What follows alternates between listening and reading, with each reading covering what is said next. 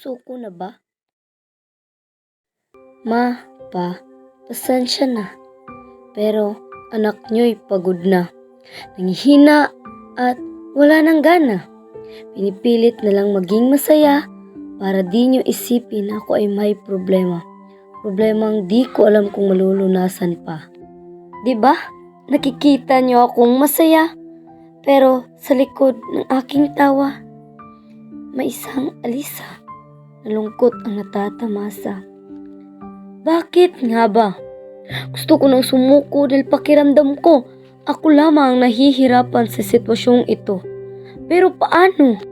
Pagpatak ng alas 10 ng gabi, heto na naman ako. Tumutulo na naman to. Luhang pakiramdam ko, komportable na ako.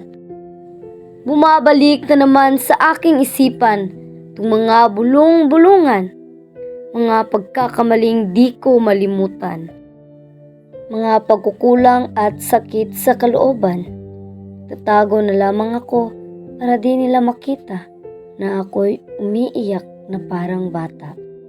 Pero di na naman ako naninibago dahil sanay na naman ako na laging naiiwan sa dulo. Ewan ko ba sa sarili ko?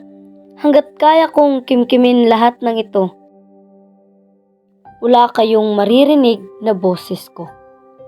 Pwede na ba itong isuko? Tanong na di nyo alam kung bakit ko napagtanto.